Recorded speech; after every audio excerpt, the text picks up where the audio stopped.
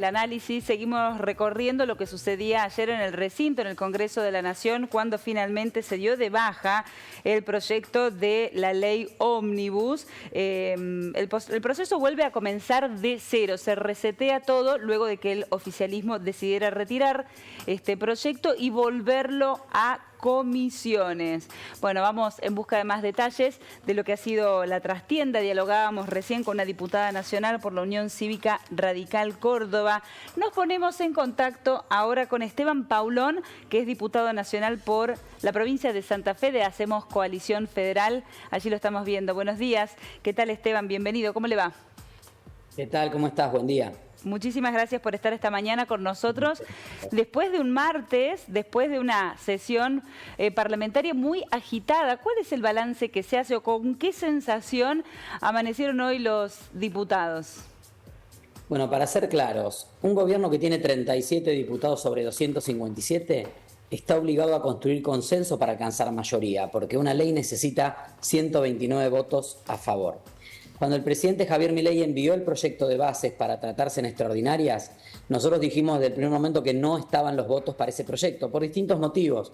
Era un proyecto muy ambicioso, más de 600 artículos, afectaba un montón de áreas de la vida cotidiana de las personas, desde el divorcio y las sucesiones, a la emergencia económica o si los jueces van a usar toga y martillo, la política ambiental, la cultura, la educación.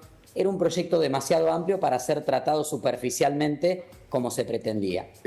Por otra parte, el gobierno es el que está obligado a construir esa mayoría y ese consenso, y a partir de los distintos diálogos que se dieron, de los cuales mi bloque fue protagonista, porque el presidente de nuestro bloque, Miguel Ángel Pichetto, fue uno de los que más colaboró para que se pudiera encarrilar un debate y un diálogo con el gobierno.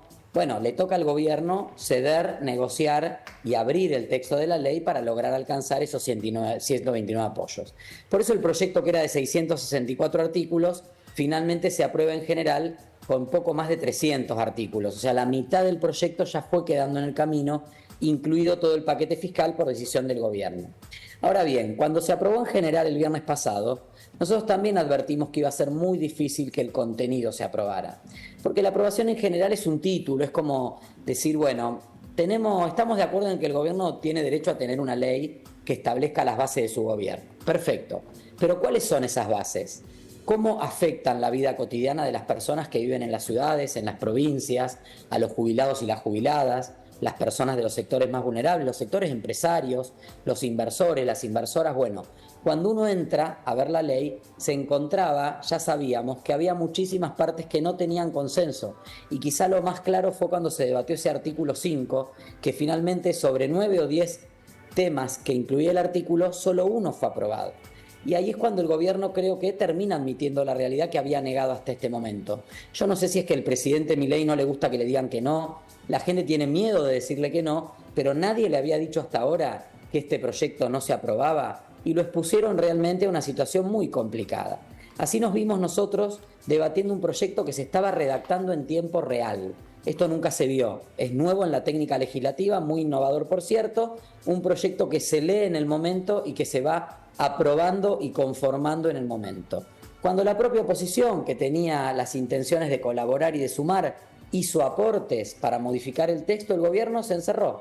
Dijo, no se aceptan más aportes, la ley se aprueba sí o no. Y esto también lo dijimos hace un mes. Si el gobierno jugaba a la ley a todo o nada, iba a hacer nada y finalmente es nada. Por eso decirle al gobierno y al presidente, que en estos momentos está teniendo un brote de furia, de ira, que se serene, que aproveche este viaje espiritual que ha hecho a Israel, a Jerusalén, al Muro de los Lamentos, que va a continuar con un encuentro con el Papa, otro espacio de fe, donde el presidente puede encontrar paz, serenidad y modificar su temperamento. Y lo que tiene que hacer el presidente, humildemente se lo digo, cuando vuelva a la Argentina la semana que viene, es convocar a los 23 gobernadores y al jefe de gobierno de la Ciudad de Buenos Aires, acordar algún tipo de rumbo para el plan económico y para el gobierno, y el 1 de marzo, que tiene la obligación de venir al Congreso, que no venga con listas y scratches, con fotos a quienes no votamos tal vez como él hubiese querido, que venga a tender puentes de diálogo para encauzar un debate adulto, maduro, en una democracia donde la gente con enorme sabiduría entendió que una persona del temperamento de Javier Milei era necesaria para conducir este momento de la República, pero que también era necesario tener un Congreso que lo controle y le ponga límites, que es lo que ha pasado ayer, ni más ni menos. Nada dramático. El Congreso poniendo límites, cumpliendo sus funciones y a disposición para seguir retomando un diálogo que esperamos en algún momento permita pensar las acciones y las políticas que nos hagan salir de esta crisis. Bueno, para la gente que nos está sintonizando, porque no todo el mundo está siguiendo la agenda parlamentaria, la gente tiene su propia agenda y después se va actualizando a medida que la vida cotidiana se lo va permitiendo, fue el propio oficialismo el que retira el proyecto del recinto cuando ve que no se lo van a votar, porque si te lo votan con modificaciones o te lo dan de baja vos, por mucho tiempo después no lo volvés a presentar. Bueno, cuando el oficialismo ve que no va a tener el acompañamiento, dice no, lo sacamos, lo devolvemos a comisiones y vuelve a comenzar todo de cero. Pero el presidente Javier Milei estuvo desde las redes sociales muy activo, sobrevoló o trascendió la cuestión de gobernar por plebiscito, ha sido bueno, muy verborrágico para hablar de los gobernadores y también de los legisladores, habló de casta, de bestias, de delincuentes, gusteó, le puso like a publicaciones que hablaba de prostitutas del peronismo para referirse a los radicales. Digo, como legislador, como representante de los vecinos de la provincia de Santa Fe, una representación nacional, ¿cuál es el escenario que se está poniendo en marcha a partir de ahora? Digo, ¿qué es lo que se viene a partir de aquí? ¿Cómo lo visibilizan ustedes? ¿Qué dice la sensibilidad de ustedes?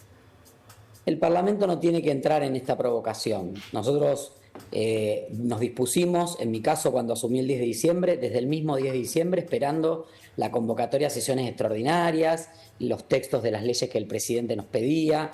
Estamos abiertos a la discusión. Hubo una enorme movilización cívica y ciudadana planteando que efectivamente hay muchos cambios que introducir, que hay que debatir temas. No podemos negar que estamos en una crisis. A mí también me daba un poco de pena, digo, los dos extremos del hemiciclo en el Congreso, que son el kirchnerismo y la Libertad Avanza y el PRO, que funcionan como un único bloque, reprodujeron la escena que hemos visto hasta el cansancio en los últimos años y que la gente ya no quiere ver de la política argentina, que es la que nos trajo hasta acá. Unos acusando a los otros de kirchnerista, como si tener una afiliación política fuera un demérito o algo negativo. Los otros negando que gobernaron hasta el 10 de diciembre y dejaron el país con 211% de inflación en un año, 40% de pobreza, 60% de niños y niñas en hogares pobres, dificultades enormes para los insumos para las importaciones, dificultades para las industrias, con unos salarios y jubilaciones que no pagan ni los alimentos ni los medicamentos. Entonces, esas dos realidades paralelas que negaban la emergencia y que negaban también al otro en su entidad política no pueden ser las que conduzcan este tiempo que se inicia en Argentina. Por eso el Congreso no tiene que entrar en provocaciones, ni las del presidente, tiene que llamar al diálogo, tiene que llamar a la concordia. Estamos a disposición, estuvimos a disposición. Mirá, la cantidad de cosas que el presidente le ha dicho al Parlamento y sin embargo durante todo enero seguimos dialogando, seguimos debatiendo, seguimos aportando. En el caso del socialismo aportamos un dictamen propio. Estos son herramientas propias desde nuestra mirada para que el presidente pudiera también tomar algunas de ellas si eran las que creía que eran convenientes. Así que creo que hay que avanzar en ese diálogo. Nosotros seguimos legislando, tenemos 4 años por delante. El presidente Milei tiene 4 años de gobierno por delante. Va a ser muy difícil si pretende gobernar a like y a carpetazo o a escrache desde las redes sociales, porque lo que hoy tal vez es un fandom que lo apoya desde las redes y que le pone vamos presidente y que nos insulta a nosotros en redes, nos difama, eso en algún momento se rompe y la gente se cansa y hay que pagar la prepaga, hay que pagar la escuela de los pibes, hay que pagar la garrafa donde no hay gas natural, hay que pagar el boleto de transporte, hay que ir a trabajar y recibir un salario que no alcanza para darle de comer a tu familia. Entonces hay que traer serenidad y diálogo para un momento que es muy delicado en el país y que creo que algunos dirigentes, incluido el presidente, todavía no lo dimensionan. Esteban, ¿es su primer mandato como diputado nacional? Yes. Bueno, en un momento estrenándome. Bueno, ¿y cómo lo están viendo? Porque digo, da la impresión a la ciudadanía, a la sociedad, que es un momento muy especial para el Poder Legislativo, que tiene esa composición que es tan plural, que no hay mayorías automáticas, que están teniendo un protagonismo con el tratamiento de una ley, por ejemplo, que ha ganado la agenda pública. En términos personales, ¿cómo se vive y si hay también esa percepción de que es un momento histórico para el Legislativo? Sí, creo Creo que es un momento interesante porque la visibilidad y la actividad del Parlamento nos permite sentar posiciones. El socialismo ha podido tener una voz concreta, aportarla a un bloque más amplio, con compañeros y compañeras allí de Córdoba, diputados y diputadas de Córdoba que trabajan en el espacio del ex gobernador Schiaretti, del actual gobernador Yarlora, con Miguel Ángel Pichetto, que es un experimentado legislador, creo que el más experimentado de la Cámara, que fue el que más racionalidad le intentó poner a este debate que por momentos se descarrió un poco. Creo que es un buen momento para contrastar ideas, para contrastar modelos, y allí el socialismo, que es una idea política, una tradición política de 130 años, tiene una oportunidad enorme de plantar una bandera, así que muy feliz, agradecido al electorado santafesino, levantándome todos los días pensando en honrar ese mandato que nos han dado, y bueno, esperando que el Parlamento, a veces uno tiene la sensación de que después de tanta lluvia ácida de parte del Ejecutivo y de su gente cercana, vamos a pasar más frío que en Alaska en el Congreso en este año. Yo espero que no, que sea un Congreso vibrante, que sea un Congreso que debata, que sea un Congreso vivo, que bueno, que también aporte desde su lugar a la salida de la crisis que Argentina tanto necesita. Ojalá así sea, porque el nuestro es un país republicano, entonces necesitamos que tenga ese protagonismo el Congreso. Muchísimas gracias, Esteban Paulón, por estar con nosotros esta mañana, muy amable.